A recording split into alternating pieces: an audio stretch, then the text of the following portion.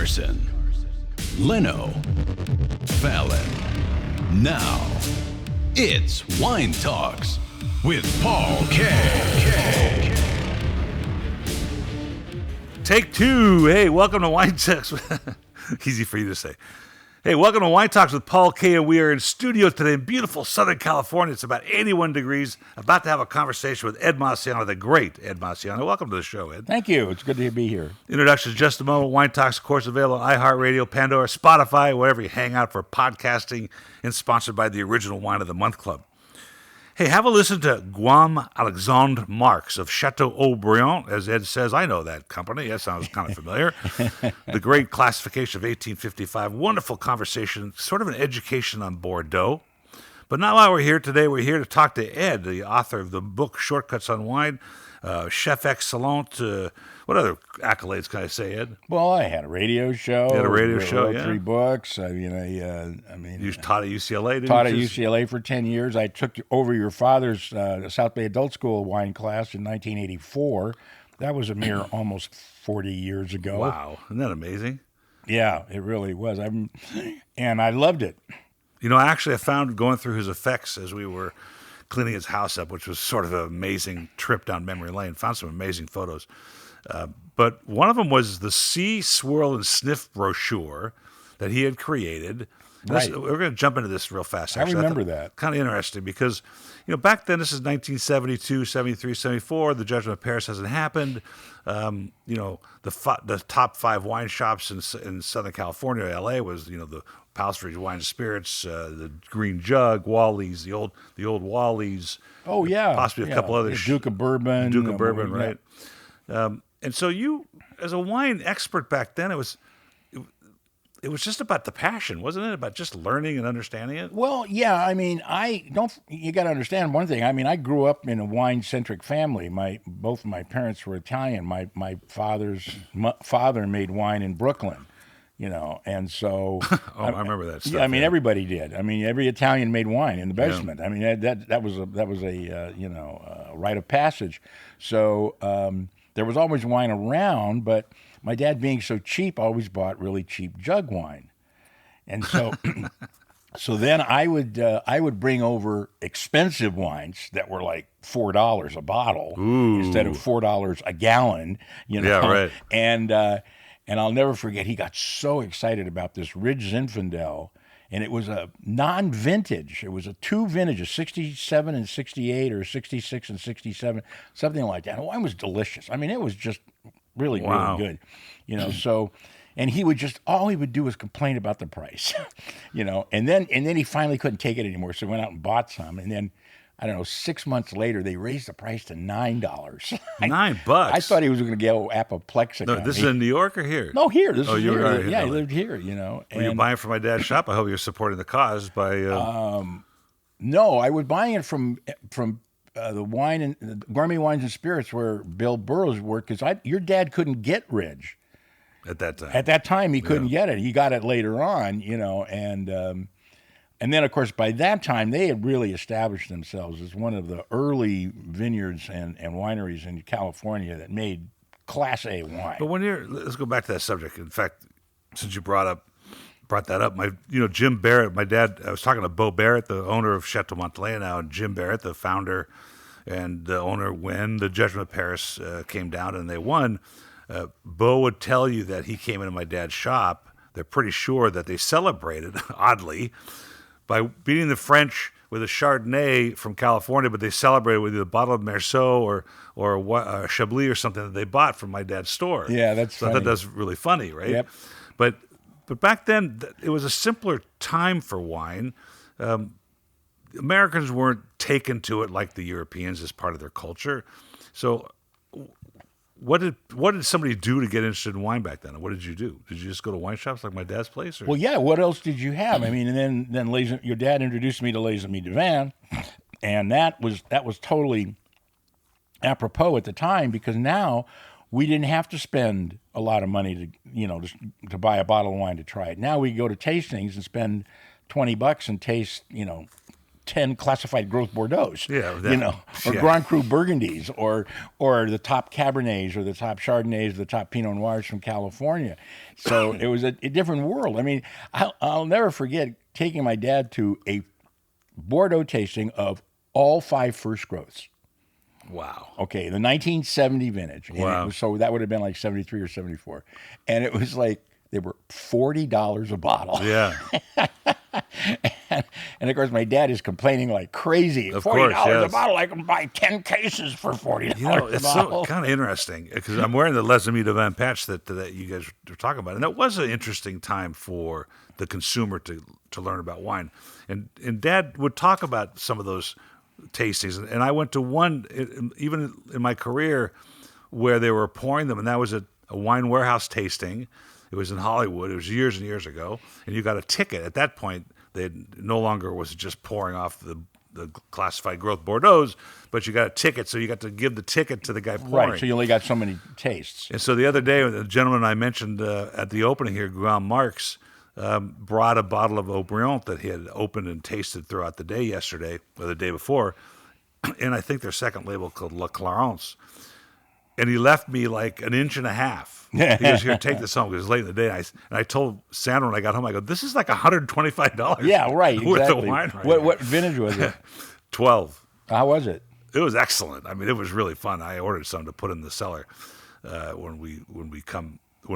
have to build a new cellar at the house. I don't have a cellar, and I got to bring during COVID. Just so I don't think you know this, but during COVID, because we were doing so well, I was buying up some interesting vintages because I had buyers back then, right, for those kinds of wines. Yeah, because they weren't going out, so they might as well spend $20, $30, $50, $100 on a bottle of wine. Yeah, they're asking if I had Petrus, they're asking if I had Grand Cru Burgundies, et cetera, et cetera. So I was buying them, putting them in an inventory, and then when COVID was over, it literally fell off the cliff, plummeted. Yeah. And so now I literally have like 1,800 bottles of these crazy vintages of things that I have no place to put.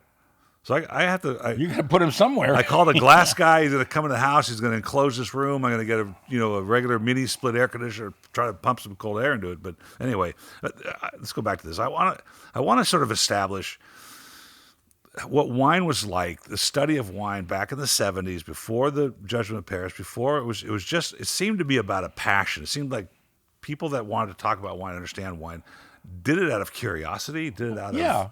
Yeah, I think so. I mean, I don't think we had the passion then that you got people in it now who have been doing it for 30 and 40 years, and that's all they talk about. I mean, I get a little tired of going to group sessions or dinners where everybody just talks about wine, because because it ends up being a one-upsmanship contest. Well, I had the 64. Well, I had the 59. Well, I had the 55. That's well, a really good point. And I'm going, I don't care.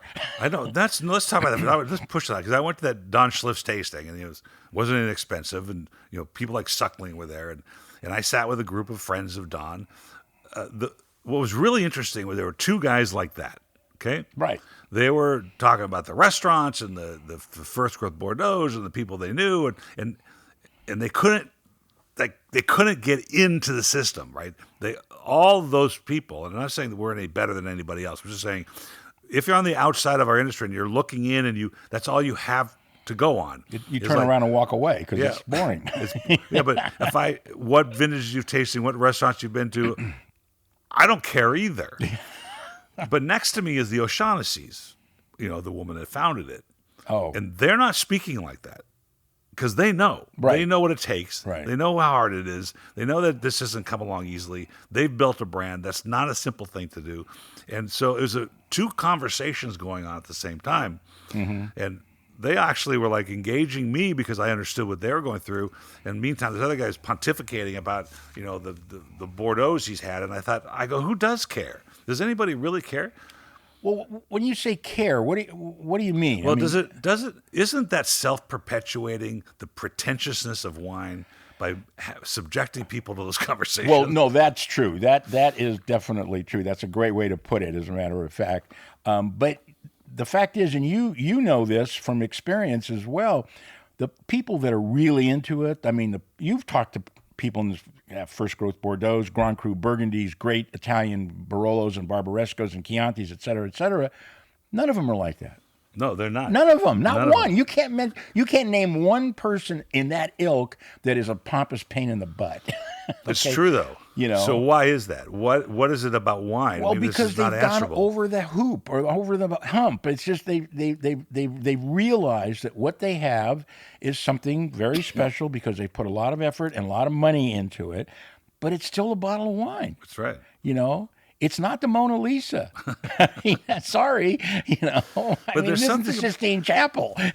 If you go back to that thought I had about the perpetuating the pomposity, is that a word? Pomposity? I don't I don't know. mind those conversations because one, for me, at a dinner table where there's a less educated wine group, they're asking legitimate questions and really want to understand the answers. They're not talking about what they've had or where they've had it, and I do get those once in a while, but a legitimate post-dinner conversation about wine is really fun if the people are genuinely interested in understanding it. Right. No, I can certainly agree with that. You know, I mean, I just went to a tasting at my friend George Ronay's house. How was George? George is great. His son cooked, and he did a phenomenal job. And he's obviously really into wine, but he wanted to taste Italian whites. You know, and I love Italian whites. Love those. And we tasted them, and it was so funny because there were a lot of people there that were really, you know, had a great tasting experience. And there was barely a consensus as what their favorite wine was. Barely. I mean, you know, I think more people voted for one wine as their favorite than the other, like 3 out of 15 people. Yeah, right. You know, but the rest of it was just all over the board. You know. So, that's a fascinating part of the industry that if you and I doing this every day could explain or could convey to consumers, like the tastings at the Wine of the Month Club, where people come and they sit down and they want to hear the stories, they want to understand the wine. Sure, no, that's true. And I'm not even sure that the story is this calcareous layer.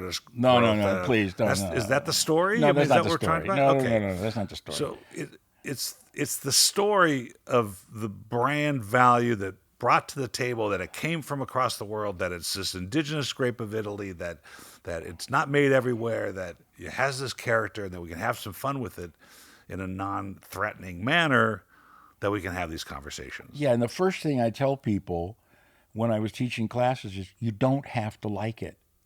Well, You that's a good really point. don't have to like it. Just because everybody else likes it doesn't mean you have to like it. Everybody's got different palates. That's Everybody right. likes different things. Everybody doesn't like different things. So there's no right or wrong. That's right. Okay. I mean, we gravitate toward a certain level of quality in wine, which are, we all know the names of. We've all had them. And there's a reason for that. Now, once you get outside of that comfort zone for most people and you start talking about Aglianico and Fiano and some other indigenous grapes from areas like some of those Greek wines that you had that are absolutely out of this world, from Aphrodite and places like that. I mean, I'm going, that's a whole different world, but there's still a level that you expect a wine to be at. And usually you have to base it on the price. I mean, you can't, it's not fair to. Well, that's the point. Because you can have very expressive, and I use this new term now I call honest wine. I like it. That I think it's a great term. That doesn't have to be expensive, because what's annoying me is this walking down the aisles at the supermarkets, and these are formulated wines, which Gallo started 100 years ago. But the formulated wines, and it goes back to an article I just read that kind of annoyed me. And it was somebody pontificating the idea that the wine business is not listening to the consumer and producing what they want. Is that what wine's about? Producing what the consumer wants? Well, maybe for the Constellation brands, the treasures of the world, they sell all that wine. well, you can make that argument if you're talking about wines that have residual sugar in them, which everybody says they only want dry wines. They don't want, and yet they gravitate toward the sweeter ones. Right. The number one selling wine brand in the United States is Stella. Well, it's not number one, but it's close. I thought it was. 3 million cases. I thought it just got up to number one. Barefoot's the number one selling brand. And so, no, I'm talking about one wine, not the brand. You're talking like the Moscato, the white Stella Rosa, or either the white or or the the watermelon red. flavor.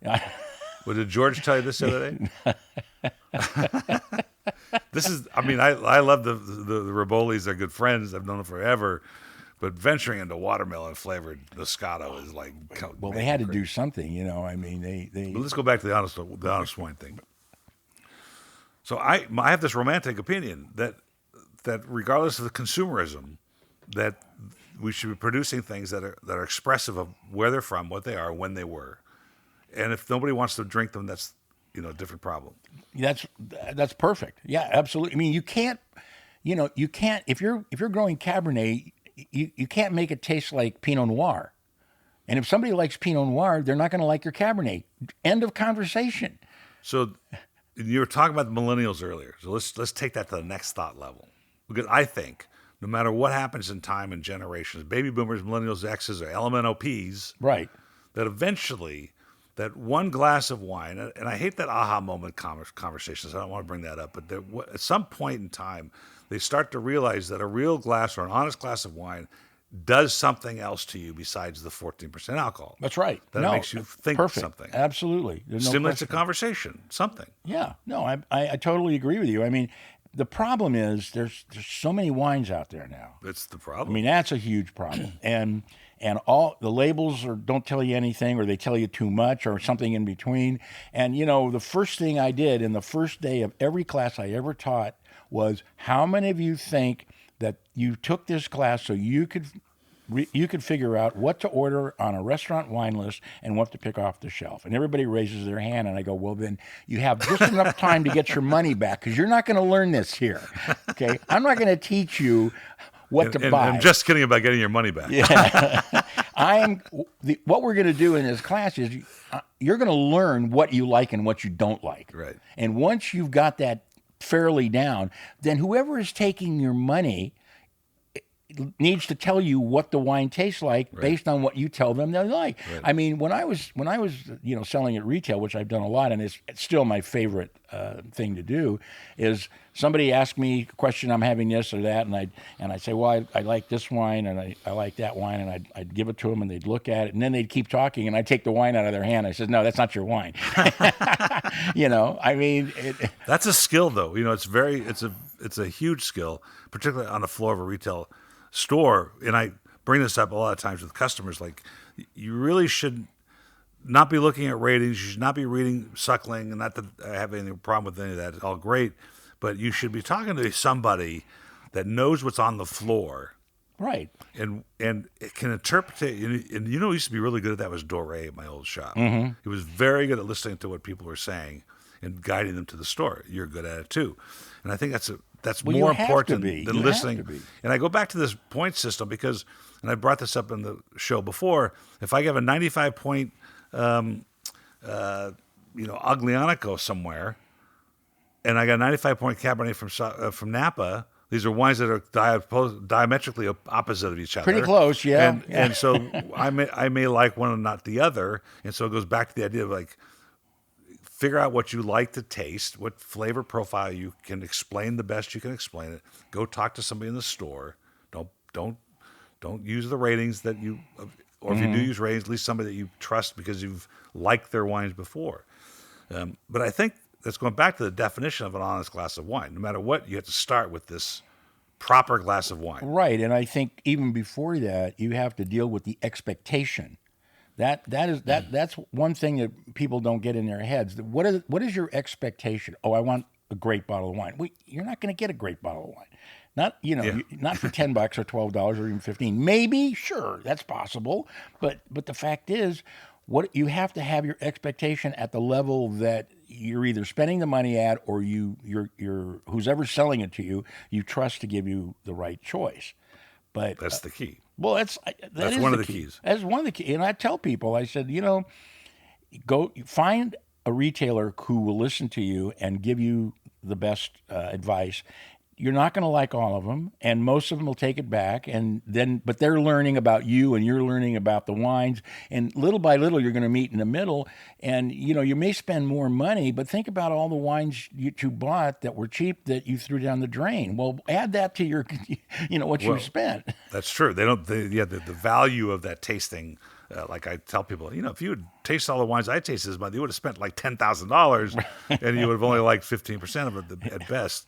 What do you think of this idea for novices? And I just ran into this At my hot yoga, one of the it's very funny to me. How because, hot was it? You go to it's hot. This is 115. It's ridiculously stupid hot.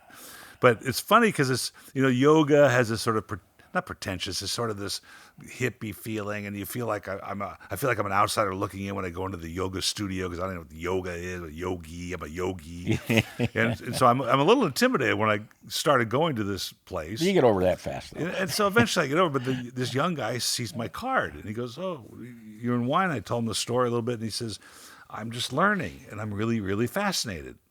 So the guy's probably late 20s, early 30s, and I'm like so intrigued with this. That this generation, this one guy, and how he had a glass of wine somewhere, and he sort of piqued his interest. And so he's been listening to podcasts, he's been reading some books, he's been trying to figure it out. And he came to me the other day, and he had brought the wine to the yoga studio. And what he brought was an entry-level Chablis and the same vintage Macon, but a vineyard-designated Macon. I said, well, let's talk about it. I go, why'd you bring these? He goes, I was told that I should compare them. I said, this is great. I go, this is really great. I said, you picked two amazing wines I said, let me just explain to you that, and I told him the difference. And I said, I want you to report back to me. And he goes, oh, and he came back like the next day I was there, 2 days later. He says, we tasted them both, and I actually preferred the lesser pedigreed wine from the Macon than the entry-level version of a Chablis. I would have guessed that right off the bat. And I told him, I said, that jives. Yep. That totally jives, because most entry-level Burgundies aren't It's a very little good. fatter, a little richer, a little more flavor, So I thought it was a fascinating exercise that he was learning. So well, yeah, but he had an interest in it too. there's hope, though. He There's obviously. hope. Well, there is hope. There's no question about it. I mean, I wanted to teach wine classes because I really enjoy it, and I in order to teach wine classes that are affordable, I'd have to get a lot of wine donated, and I couldn't get anybody to donate any wine. So then I came up with this idea. What if I did a wine class where the students brought the wine? They bought, every BYOB. Everybody That's the brings class a bottle of wine, BYOBB. and now if we get like 25 or 30 people, we can't taste all 25 or 30 wines. Right. So I pick like 10 wines, that I think are, would be a good combination of wines and flavors to taste, and we taste those.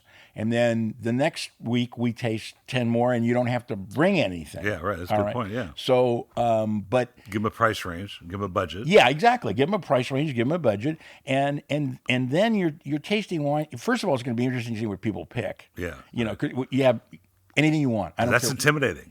Well, no, it's No, they're going to go into the store and go, what am I going to pick? Because what are they looking at? They're looking at the label and the price. That's all you can look at. then you go to the guy who's taking or girl who's taking your That's money, and you say, "This is what I'm doing." Okay, That's the way to do it. And they're going to probably pick something that's a little out of the ordinary. That's not your everyday drinking wine, a different varietal from a different area, or different, et cetera, and discuss them. And if you charge, like, you got to bring a bottle of wine, and the class will cost you $20. So you're going to taste 10 wines plus yours for That's a $20. Okay, which is $2 a taste. That's right? a bargain, twice the price. Yeah, and so it. And somebody like you is describing it, talking about it, how to read a label, all the pieces. I mean, what a great condensed way to sort of learn about wine on the fly from the stuff you look at every day at the That's market. right. That's exactly right. And and plus the fact, if I could find a venue that wouldn't charge me an arm and a leg, and all they'd have to do is provide tables and chairs, then everybody'd have to bring their own cheese and crackers and water and all. They were doing that here at the Wine of the Month Club because we never got the license. You think we should be putting ingredients? No.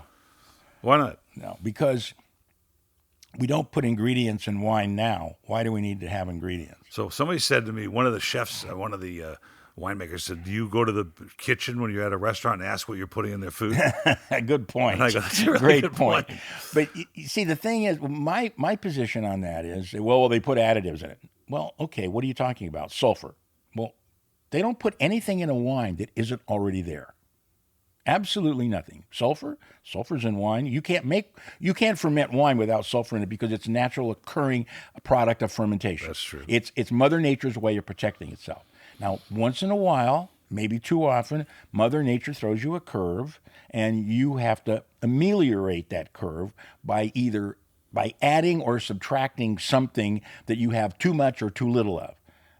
And well, they add sugar. No, they don't add sugar. They add grape concentrate. Well, grape concentrate is made from grapes, okay?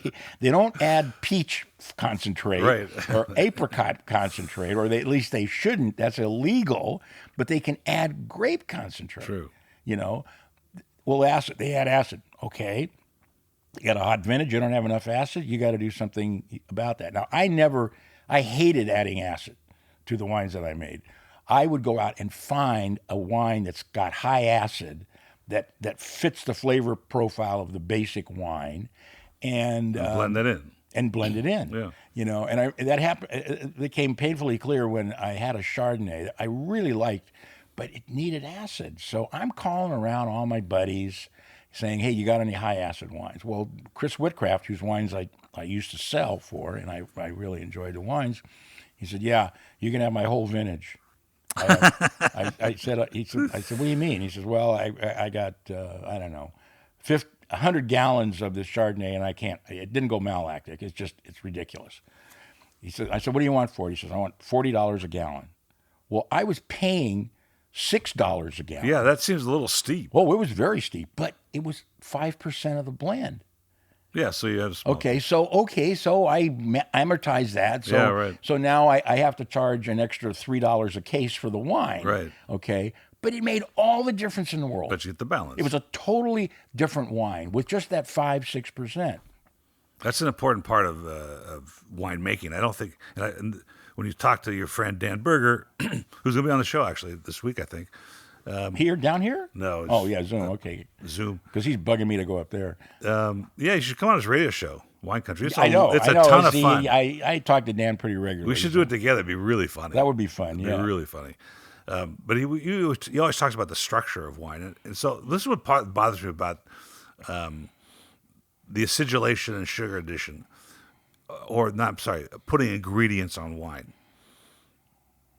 An honest glass of wine, back to that same term, is exactly that. The winemaker is trying to do he or she doesn't want to do, or doesn't have to do to change the wine. They're trying to work with what's coming from the vineyard to produce the glass of wine that actually expresses where it's from, when it's from. That's their job, right? And so this idea of minimum intervention, which is now all the rage, natural wine is one of the terms they use for that. It always was. I mean, let's talk about. That's right. Let's talk about when you started studying in 1969. What do you think they were putting in wine in Napa? Grapes. That was it. That was pretty much it. And so let's go back further. Let's go back to the monks in Burgundy or in Bordeaux, or even back to the 40s. They weren't putting those things, and they didn't exist. Well, no, but they were doing something that people don't realize, and you and I have had a conversation about this before.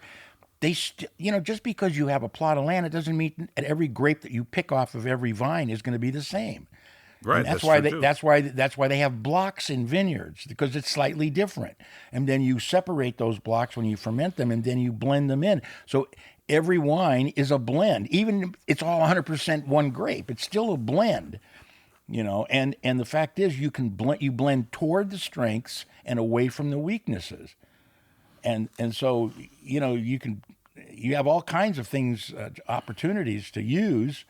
And, my most successful wine was my 2001 Syrah. I thought it was What's that? I thought it was your DRC knockoff. No, well, that was a different story. But people still remember that story, by the way. They're still out there. Yeah. Oh, yeah. I know. Hell, I was on my picture was on the front cover of the LA Times business section with a bottle of the San Lucia Cellars Burgundy and a DRC Echelon. So, but where was I going with this? What were we talking about? Well, let me see this, because it was leading that thought. Do you think there's a difference between manufacturing a wine, the structure of whatever part of manufacturing a wine is, for wines that you need to sell versus wines you need appreciated? Oh, brother. I don't know that that's an answerable question. Well, here's the answer that I get.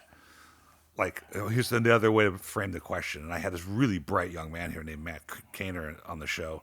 And then a winemaker, Keith Serlus, heard it, who has wines in the Ballard Canyon, and was so excited about the conversation, he came down, drove down here to be on the show. Mm-hmm. And the question is, what would be different about your wine or any wine or the wine industry if profit was not part of the motivation?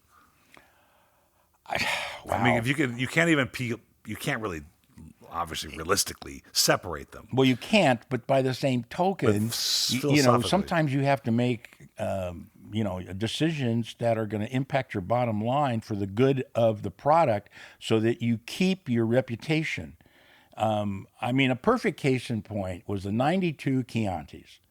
Now, I was fortunate enough to work for a company that sold Felsina. All right? Sold what? Sold Felsina, the Chianti Felsina, yeah. And I love the guy, Giuseppe Mazzacalin, one of the most incredible people I ever met in the wine business. The press was out that the 92 vintage was one of the worst vintages in history in Chianti. And they tasted the wines in the barrel, they were all awful, just awful. Well, Felsina makes 5 different levels of Chianti. In 92, they made one, and they made about a third of what they normally make and bulked out the other 2/3. Wow. Okay, so the wine comes in, and we taste it. We go, this is unbelievable. This is absolutely terrific bottle of wine. And I think the wholesale was like $6 or something, and his regular Chianti was $10 wholesale. So I go out on the street and I call people and I say, I got the 90. I don't even want to taste it. They didn't want to taste it. Yeah. So we sold out of the wine in 6 months. Okay. Wow. 6 months sold out of the wine because it was so good and it just head and shoulders above everything else. 10 years later, somebody brings that bottle to my house for dinner, and I went, I can't wait. I'm serious, and I can't wait to taste it. Totally gone. Totally gone. Awful. That happens though. But it's a victim of the vintage. Of course. They did the best that they could absolutely do for that vintage, but the vintage always rules. The vintage always takes over, and then you got to worry about, corks and any type of bacteria that could have gotten involved or, heat or whatnot, it's a crapshoot. That's a really good jumping point because the vintage rules under 80% of the circumstances, because the other 20%, under 20% of the circumstances, the other 80% is that most wines all opened within the first 24 months of being hitting the shelf, if not even sooner than that. And so vintners and wineries are making wines and formulating wines for that purpose. And so it's driving packaging for people that can open quickly. It's going into cans. It's going into self-serve bottles. All these parts of the wine industry, which are really just to not increase consumption, but make it easier for the consumer to decide, buy, and drink, rather than understand, appreciate, and taste, as an enthusiast. And we were talking about the millennials earlier. No one knows what they're drinking. And I think you made a really good point. They're distracted by every other. I don't think, when I talk to winemakers and GMs, it's interesting because in Europe there's a lot of GMs that come here that run the whole show. They don't understand that they're being distracted not only from other wine companies that are getting the attention of the consumer, but Kim Kardashian. All of the things that happen on social network are competing for the attention of that glass of wine. TikTok, Facebook, Twitter, people in the marketing side of wine are trying to figure out, how do I get to the millennials? And it's like, and they think they're competing against me as the wine podcast guy, or they're competing against Wine of the Month Club, or they're competing against Gold Medal Wine Club, or whoever else is out there, and they're not. They're actually competing against all the other places that your attention can be directed That's to right. that have nothing to do with wine. The stuff on your iPad and your stuff on your iPhone, and yeah, I know it's kind of crazy, which makes me go back to my original point. You have to give them short, easy to digest facts that make them think. It's been around for 8,000 years. It's hygienic. It's this. It's that. Why? How come? Yeah, right. How does it that wine has lasted 8,000 years and the horse and buggy didn't? That's more romantic than a car, for crying out loud. But that's a really, that's in its own way an interesting question. How come wine, and this is, I think we discussed a little bit about this, it is what it was. Yeah. I mean, what they're really trying to get to with natural wine and biodynamic and organic is what it was in the first place. Absolutely, without question. I mean, it wasn't until Louis Pasteur they even know how fermentation happened. Exactly. They didn't even know it was a gift from God. Yeah. I mean, that was pretty much their explanation. It's a gift from God. And yet, you can go back to 79 A.D. Pliny the Elder, okay, was the first person to write, probably on a stone tablet. No, they had paper then. Papyrus, probably. Papyrus. The wine from this area tastes better than the wine from this area. That's really important. Very important, okay? And he was the first guy to say, maybe it's not what we're growing, but where we're growing it, So that started a whole movement of tasting wines by themselves from different areas and realizing that there were differences. Now, that's probably how they started to get into blending.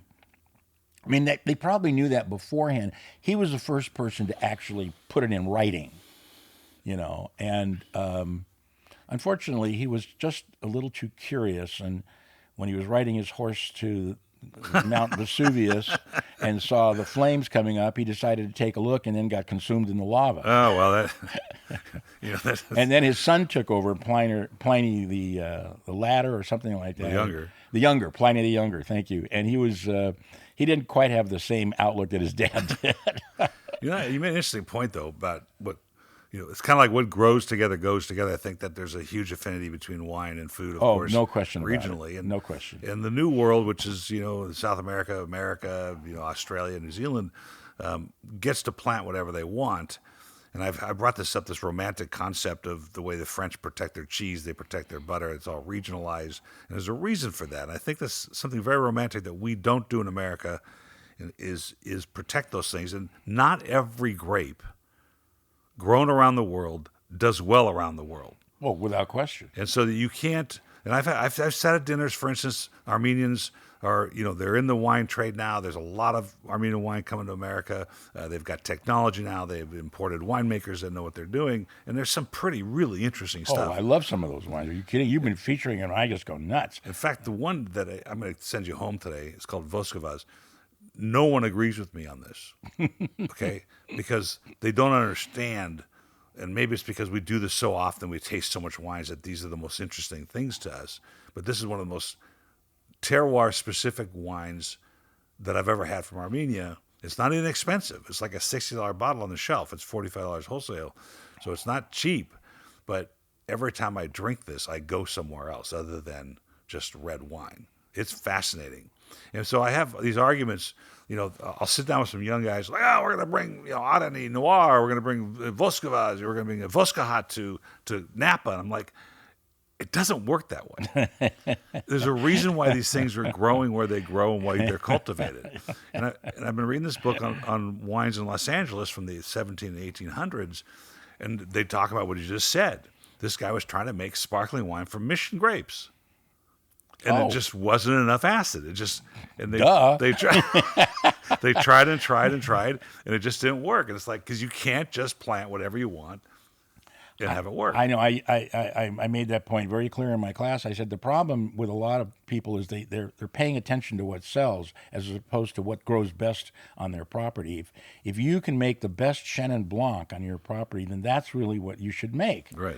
The first wine that Dry Creek sells out of every single year is the Dry Creek Chenin Blanc. Isn't that amazing? Because it comes from Clarksburg, which he basically, Dave Stair is a very close friend of mine as he was with your dad.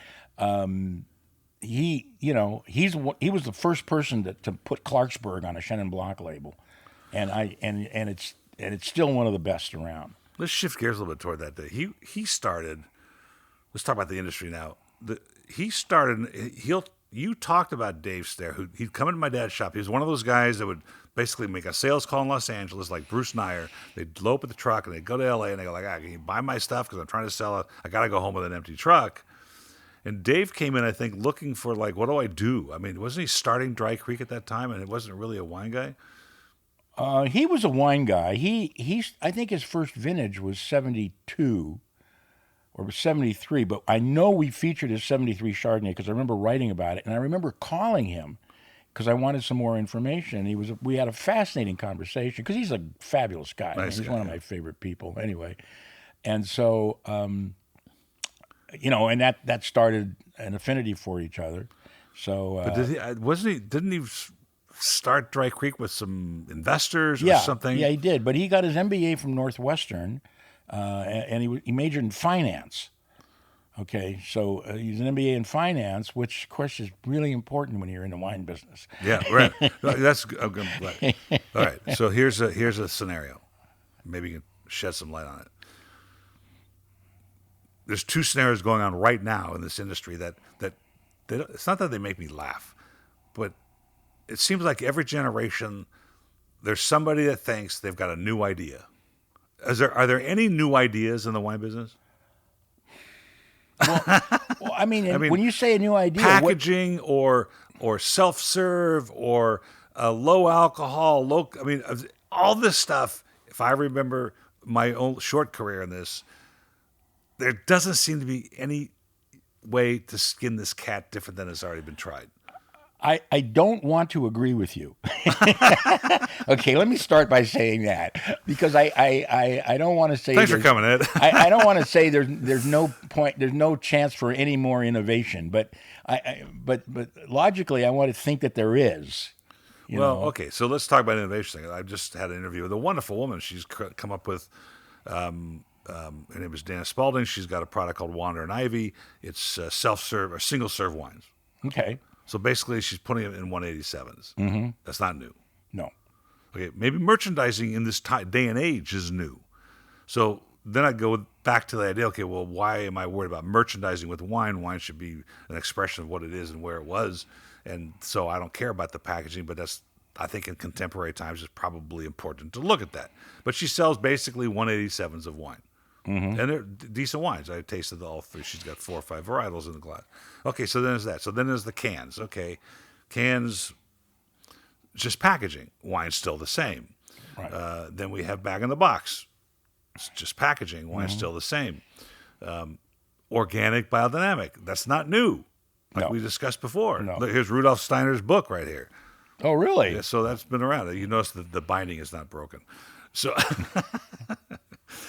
So I look at the wine industry, and everybody's trying to find something new to present to the wine world. And I remember all the years that people came and called on us to sell us stuff, and you're kind of going, dude, it's not new. Right.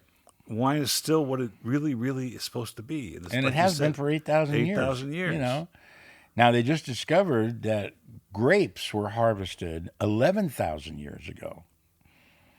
They found a place, probably in Lebanon or Syria or someplace like that, where grapes were actually harvested, but they weren't made into wine until 3,000 years later. But they automatically ferment. But you're right, the wines. It seems to be that almost all research to the origins of the consumption of wine back to the Caucasus. Well, I can't go back that far myself, but you go put yourself 11,000 years ago.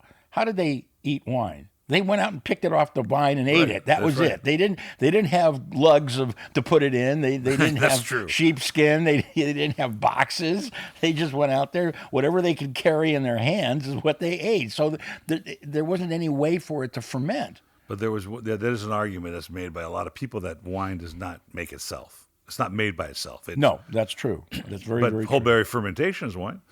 Pardon? Whole berry fermentation is itself wine. Well, yeah, but the fact is, grapes are the only fruit where the yeast is on the outside of the grape, right, and only on the outside, which means you can't ferment it unless you crush it. Something breaks. The skin has to break. Yeah, exactly. So whereas you can ferment other almost any other fruit without skin contact. That's an interesting argument I was reading yesterday. Somebody's talking, I forget what article it was, but they're talking about, that's the other thing that's very popular these days, and it's also often brought up by the salespeople and the winemakers and the wineries, that we use natural yeast. It's not, we don't inoculate. And for the listeners, if there's yeast on the skins, as Ed said, and it'll start to ferment, the juice is broken, but natural yeasts have a whole different tendency to either burn out, or they don't last as long, or they only ferment part of it, and it's not unusual for that to happen. But when you inoculate, in other words, yeast, this is an interesting point.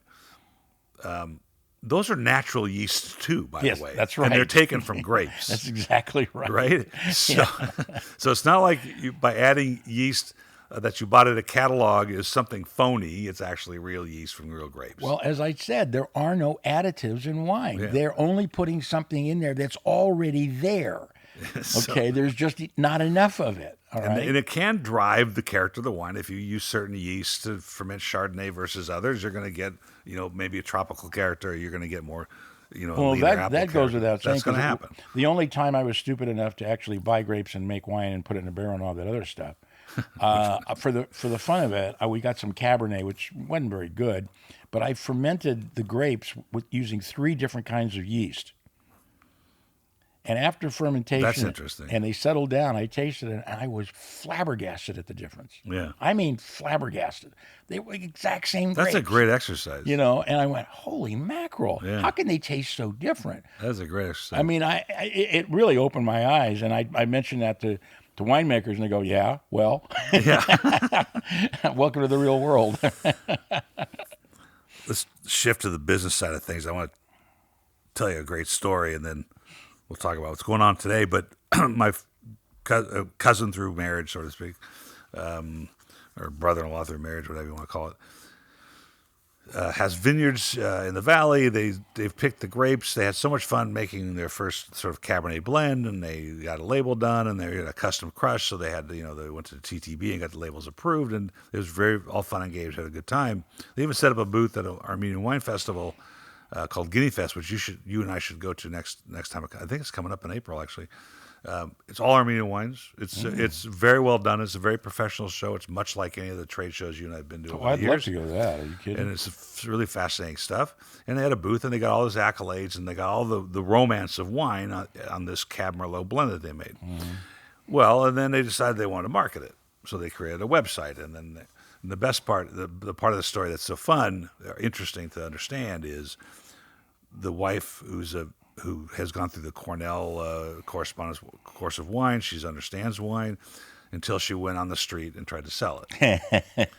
And she stood in line at Remedy Liquors and for 3 times didn't get an appointment. Finally got an appointment. And the guy said the wine's too cold for me to taste.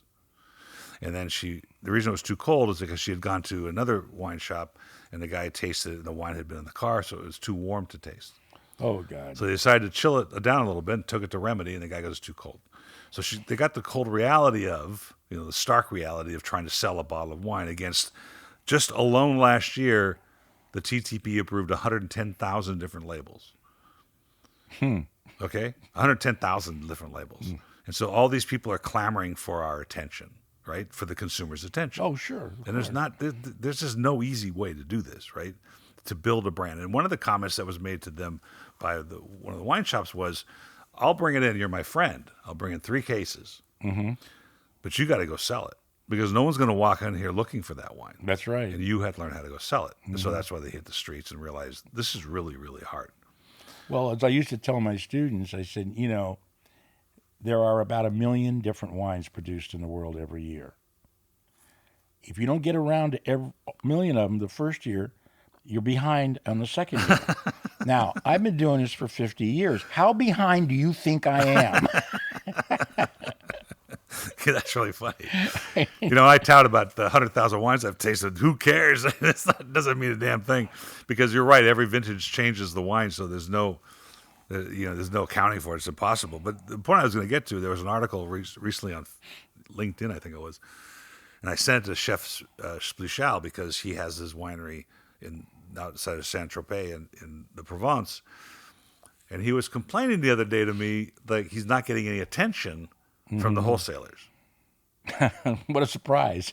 And with the with the consolidation of wholesale, like Epic going out of business, like Serendipity, all these small wholesalers are starting to get sucked up by the bigger ones. And so the article talks about you're selling wine to the trade is not what it was, remotely.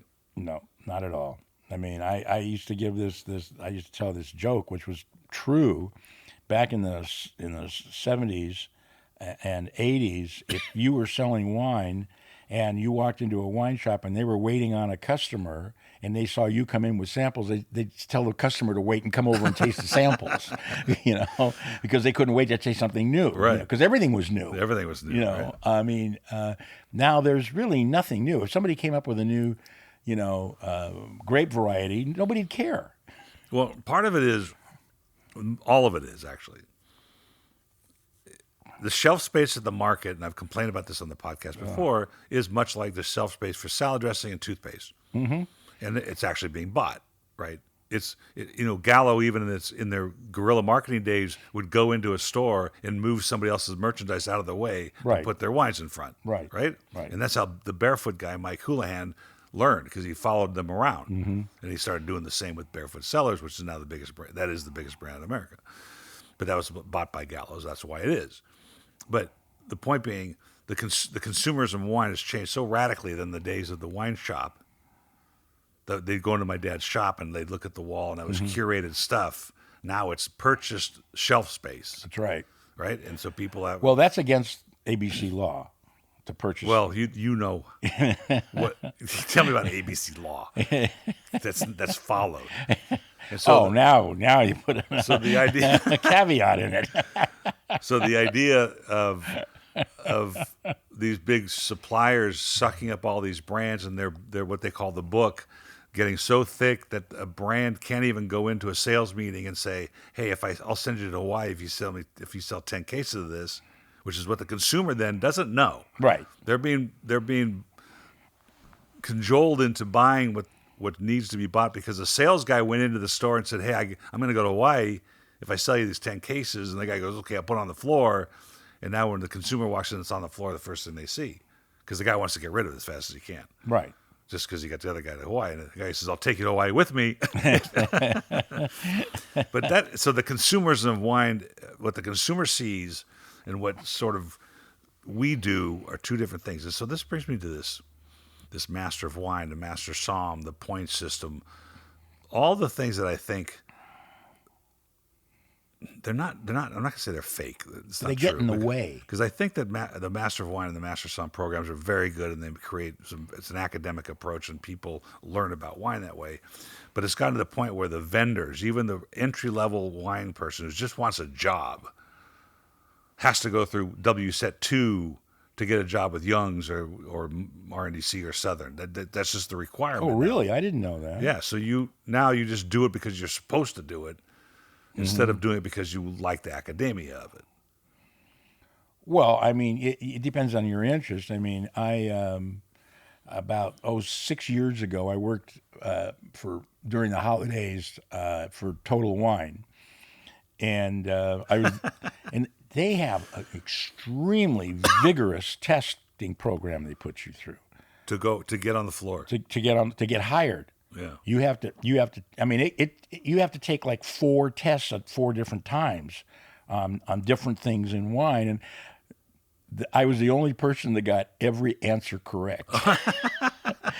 And a couple other people like me, and there was like 100 questions on these things, or a total, or maybe more than that. And a few times I got kind of, I had to change it because they purposely tried to mislead you. Like, how is Sauvignon Blanc the only grape in Pouilly-Fuissé? Okay. Well, that's interesting. Okay, because Sauvignon Blanc is the only grape in Pouilly-Fumé. Yes. Pouilly-Fuissé is Chardonnay. Yes. But when you see it, you go, that's interesting. Pouilly-Fumé, yeah, that's 100%. No, wait a minute. That's right. Yeah, that's interesting. So there were a few. Most of them were pretty straightforward, but they threw in a couple of little quirks. I'm interested to know that a big box retailer would put you through or ask you to do that. Well, they were. I was very impressed with their program and their website. I have to say is very, very good. I mean, they really have some very good things on their website. Not as good as yours, of course, because I wrote it, but they explain things really well. The problem with Total Wine that drove me nuts is they only wanted you to sell their winery direct wines. Right. Some of their winery direct wines were very good, and some of them weren't. Right. And so I didn't care. I mean, I sold I sold my friends' wines, and if they didn't like it, they could fire me. I'm not going to be there more than 2 months anyway. You know, that's an interesting point, though. And I had to, for the consumers to understand this, that there's nothing wrong with it. I don't. It's not certainly it's not illegal, but there's nothing wrong with a properly made quality, what they call white label now or private label, because in the early days when you were working at my dad's shop or with my dad, there weren't that many of those. I think our sparkling wine certainly was private label, Chateau Malaga, Chateau de la Mer, but there wasn't as prolific. But there's a huge percentage of wine in the marketplace that is not estate grown. I think it's like 90%. Oh yeah, I would think so. Sure. Okay, so almost anything out there, even someone's favorite brand, let's just say it's Mondavi, their favorite brand is most likely a private label. They bought the juice from somewhere else, exactly, and they bottled it. Right. That's effectively the definition. But they put Mondavi on it, and God, I forgot. I saw Michael Mondavi the other day for dinner, and he was telling me the number about Woodbridge. It was huge. Oh yeah. And Woodbridge was not estate grown stuff. Of course not. It never was. It never was. So so it's nothing wrong with Total Wine having a brand as long as it represents an honest glass of wine. Well, they have a lot of brands, and like I said, some of them were really, really good and great values, and some of them weren't. But separating, those are kind of interesting. My brother, who's been my brother for a very long time, was never really into wine until about 10 years ago. The only time he drank wine is when he came over to my house or I brought it over to his place. Well, all of a sudden he gets interested in wine. And I mean, he gets interested in wine to the point where he's annoying, okay? Because now he's sending me, pictures of wines, because he lives in Austin, Texas. He's sending me pictures of wine that he sees all over the place. He's like, well, where do I get a good wine? I said, there are maybe 10 brands that consistently make fabulous wine, especially for the money. I said, my first favorite is going to be Chateau Saint Michel. You cannot... Always a good value, particularly the sparkling. You cannot get a bad wine from Chateau Saint Michel. No. You can't get anything that isn't worth what they charge for it. And McManus is another brand. It's just incredible. And Klein, C-L-I-N-E, not K-L-I-N-E. And Fred Klein was a very good friend of mine because we happen to have a lot of the same wholesalers around the country when we were at HMR, so we'd hang out together. And I said, Fred, I don't understand how the hell you do it. I really don't. How do you put out wine this good for this price? He said, we own everything. There you go. And you have to say the same thing about Bronco. I always appreciated the Franzia brothers' work. Like you said earlier, some of the stuff wasn't very good. But some of the stuff is pretty good. I'll tell you, most of their stuff is pretty good. Yeah. I mean, there's some things I don't personally like, but what am I going to say about it? I don't like it. It's not that it's bad wine. Yeah, no, there's not bad wines. They don't make mistakes. There's some interesting brands they put out. It's funny you brought up Austin, Texas for your brother. I had a Dallas cheerleader on my show. Yeah. And she bought a winery. This is one of these, this is what fascinates me about wine business. It's a lifestyle that people want to buy into. They want to participate until they find out what it's about. But then they go, oh crap, this is hard. But she bought a winery outside of Austin. I would love your brother to go visit. It's called Flat Creek. It's got a spa. It's got 2 restaurants. And instead of being on a country club or near a country club like some wineries are in Napa, it's near a Frisbee golf club. Okay. And this cracks me up. Like, hey, honey, let's go get a glass of wine and play a little Frisbee golf while we're at it. What's Frisbee golf? Frisbee, you throw the disc at a chain. It's a chain link hoop. Oh, okay. And you stand on a tee and you throw it, and then you run out there. And it's like this special anyway. But more funnier is I'm on a show every year for the last 10 years. I've been on a radio show, and now it's a TV show. I won't tell you who it is. I don't want to embarrass them, but we talk about wine. It's going into the holidays. It's a conservative talk show. It's on Newsmax. Great guy. We have always a lot of fun. You should talk about port, holiday wines. But one day he says, hey, have you been to the wine trail in Texas? I said, yeah, between Fredericksburg and Kernville. He goes, yeah. He goes, there's that Masciana winery. I said, yeah, I've been there, actually. He goes, don't they have great Sargento? And I'm thinking to myself, what the hell is Sargento? Sargento's a cheese. Yeah, it's supposed to be Sagrantino. Sagrantino de Montefalco. So what? Yeah, exactly. So what do?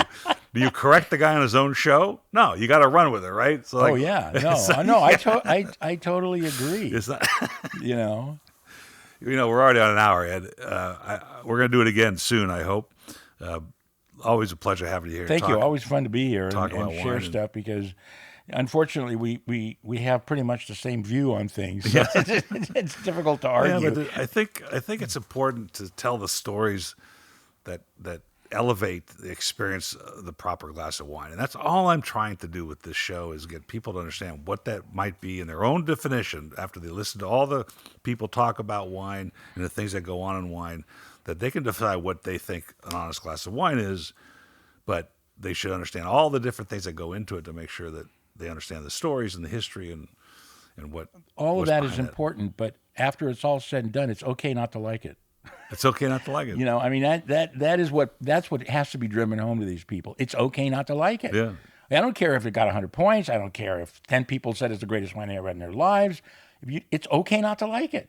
You know, I mean, there's certain ones I don't like that people think are fabulous, and it's not a matter of whether they're good or bad. It's just not my I taste. like it, right? You know, But you got to start with it. We got to start with properly made, and then you go from there. that's true. No, that's a great point. That is a very, very good point. And there is a level that a wine has to be at. Yes. I'll say hi to your friend Big Dan Berger for Please you, do. and maybe we should do a three-way show That'd be in the fun. coming months. That'd be a lot of laughs. Well, yeah, we get pretty silly when we're together, though. Or go up, or we harangue him into having us on his show, Wine Country. Oh, I don't Radio. think that would be a problem. He's been bugging the daylights out of me. He says, you come up here, you stay at my house, you go down to the cellar, you pick any wine in the cellar you want to drink. I don't care what it is.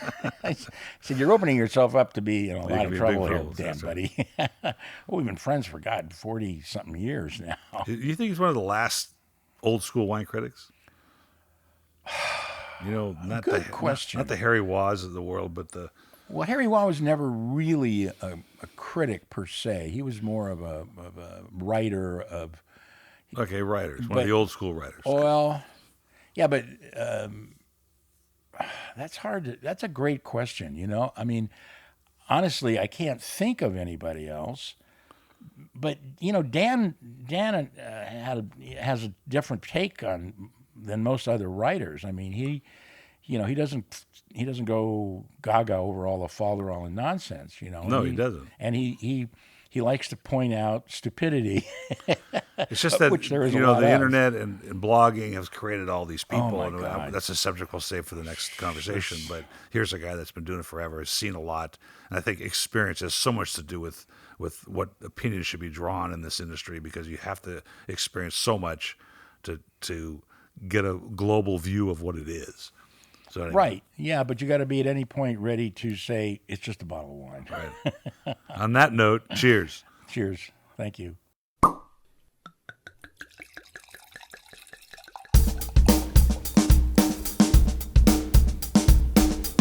Thank you for listening to Wine Talks with Paul Kalamkarian. Don't forget to subscribe, because there's more great interviews on their way. And of course, all these podcasts are sponsored by the original Wine of the Month Club, 48 years in business. Don't forget to visit our website, wineofthemonthclub.com. Folks, have a great time out there in the wine world. Cheers.